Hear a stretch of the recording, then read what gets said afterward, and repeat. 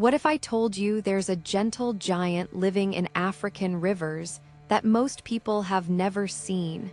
And it's disappearing so quietly that we might not notice until it's gone forever. Picture a creature so elusive that it moves through murky West African waters like a shadow. The African manatee, sometimes called the sea cow, is a solitary, slow-moving mammal that feeds on aquatic plants along riverbanks and coastal lagoons. For centuries, it lived undisturbed, a quiet presence in the ecosystems that sustained human communities for generations. But today, that presence is fading. Dams block its migratory routes. Pollution clouds its waters.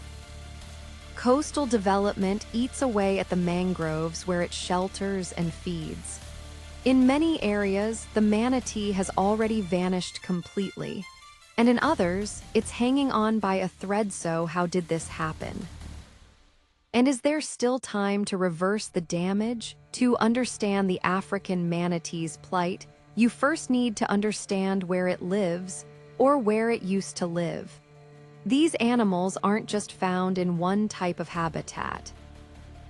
They move between freshwater rivers, brackish estuaries, and even coastal marine environments, following the rains and the seasonal growth of aquatic vegetation. From Senegal to Angola, they once thrived in a connected network of waterways, a liquid landscape that supported not just manatees, but millions of people who depend on these ecosystems for fishing, farming, and fresh water. But over the last 50 years, that network has been breaking apart. It began with the construction of large dams for hydroelectric power and irrigation. Projects like the Akasambo Dam in Ghana and the Diama Dam in Senegal transformed free-flowing rivers into still reservoirs. For the manatee, that meant traditional migration paths were suddenly blocked. They could no longer move upstream to breed or downstream to find food during the dry season. Populations became isolated, trapped in shrinking pockets of habitat, and that was only the beginning. As human populations grew, so did the pressure on the manatee's home. Mangrove forests, critical nurseries for fish and shelter for manatees, were cleared for firewood, construction, and aquaculture. Wetlands were drained for agriculture. Cities expanded, releasing untreated sewage and industrial waste into the rivers. In some places, the water became so polluted that the vegetation manatees rely on simply died off. But here's what's truly alarming. The African manatee is an ecosystem engineer. Its grazing helps maintain clear waterways and healthy seagrass beds. When manatees disappear, those ecosystems begin to collapse. Murky water, algal blooms, and declining fish stocks often follow. So losing the manatee doesn't just mean losing a species. It means losing the balance of an entire aquatic world now. You might wonder, why hasn't more been done to protect them? Part of the challenge is how little we know.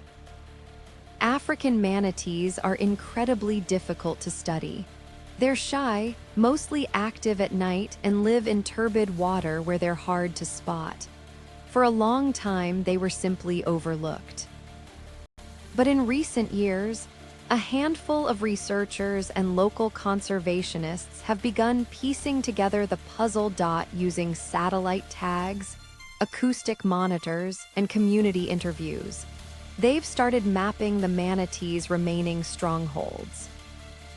In Guinea-Bissau's Orango Islands, for example, manatees still find refuge in labyrinthine mangrove channels.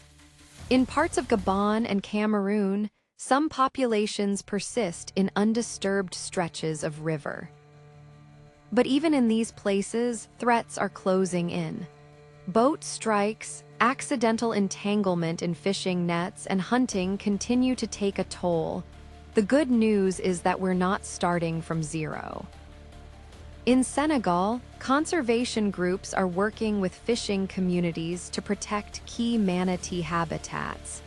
In Sierra Leone, local rangers patrol mangrove forests to prevent illegal logging. And in Nigeria, awareness campaigns are helping reduce demand for manatee meat. These efforts are small, underfunded, and often unrecognized, but they're making a difference. What's becoming clear is that saving the African manatee isn't just about protecting an animal. It's about restoring the health of Africa's freshwater systems, rivers, deltas, and wetlands that millions of people depend on. When we safeguard manatee habitat, we also protect clean water, fisheries, and resilience against floods and droughts. So where does that leave us today? The African manatee is still declining, but it's not too late. With targeted conservation, habitat restoration, and stronger legal protection, this quiet giant could stage a recovery. It won't be easy, and it will require cooperation across borders, sectors, and cultures. But if we succeed, we won't just be saving a species. We'll be healing the veins of the continent, the rivers that give life to both wildlife and people. Have you ever heard of the African manatee before? Share your thoughts in the comments. And if you want to help us tell more stories of overlooked species, subscribe to Rare Species and turn on notifications.